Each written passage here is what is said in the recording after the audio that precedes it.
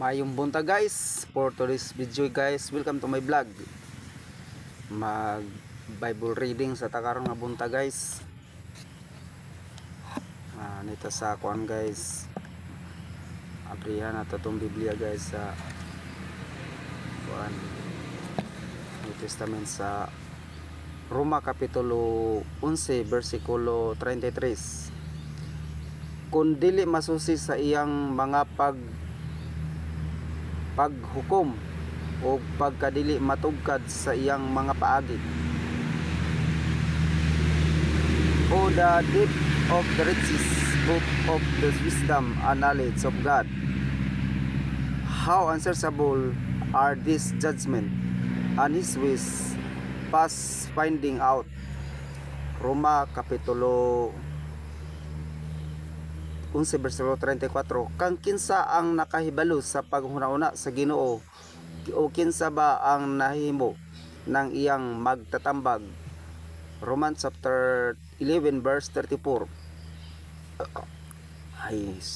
For who hath known the mind of the Lord, or who hath been his counselor? Roma Kapitulo 11 versikulo 35. O kinsa ba ang unang nakahatag ngadto kaniya og kinim mahimong igabalos kaniya pag-usab? Romans chapter 11 verse 35. Or who hath first given to him, and it shall be recompensed unto him again? Roma Kapitulo 11 versikulo 36. Kay gikan kaniya og pinaagi kaniya og ngadto kaniya ang tanang mga butang sa kang kinsa ana ang himaya nga walay katapusan. Amen. Romans chapter 11 verse 36. For of him, and through him, and to him are all things, to whom be glory forever. Amen.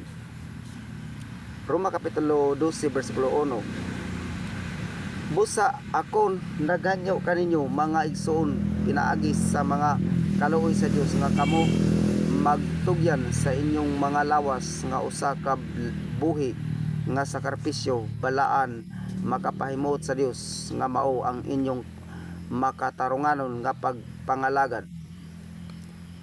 Romans chapter 12 verse 1. I beseech you therefore, brethren, by the mercies of God, that ye present your bodies a living sacrifice, holy, acceptable unto God, which is your reasonable service. Roma Kapitulo 12 versikulo 2. Ug ayaw pagpahiyon ni ining kalibutana, apan pagpausab kamo pinaagi sa pagbag-o sa inyong huna-huna, aron inyong masuta unsa ang maayo ug makapahimuot og hingpit nga kabubuton sa Dios. Romans chapter 12 verse 2. And be not conformed to this world, but be ye transformed by the renewing of your mind, that ye may prove what is that good and acceptable and perfect will of God. Roma Kapitulo 12 versikulo 3. Kay ako mag-ingon pinaagi sa grasya nga gikahatag ngari kanako sa matag tawo nga anaa kaninyo, sa dili paghuna-huna sa iyang kaugalingon nga mas labaw pa kaysa iyang angay nga huna-hunaon, apan sa paghuna-huna nga maligdong sumala sa giapod-apod sa Dios ngadto sa matag usa ka tawo nga sukod sa pagtuo.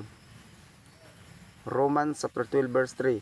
For I say through the grace given unto me, to every man that is among you, not to think of himself more highly than be ought to him to think, but to think soberly, according as God hath dealt to every man the measure of faith. Roma Kapitulo 12 versikulo 4. Kay maingon nga kita adunay daghang nga bahin diha sa usa ka lawas, ug ang tanang mga bahin wala magbaton sa managsamang katungdanan. Romans chapter 12 verse 4. For as we have many members in one body, and all members have not the same office. Roma kapitulo 12 versikulo 5. Mauman kita ingon nga daghan usa ka lawas diha sa ni Kristo, ug ang matag mga bahin sa usa ug usa. Romans chapter 12 verse 5.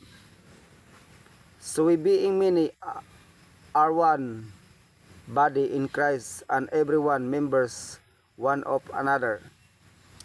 Roma kapitulo 12 versikulo 6. Nan sa nagabaton og nagakalain-laing mga gasa sumala sa grasya nga gikahatag nganhi kanato kun propesya magpropesya kita sumala sa gidak-on sa atong pagtuo. Romans chapter 12 verse 6. Having then gifts differing according to the grace that is given to us, whether prophecy, let us prophesy according to the proportions of it. Roma kapitulo 12 versikulo 7. O pag pangalagad magpaabot kita sa atong pag-alagad o siya nga na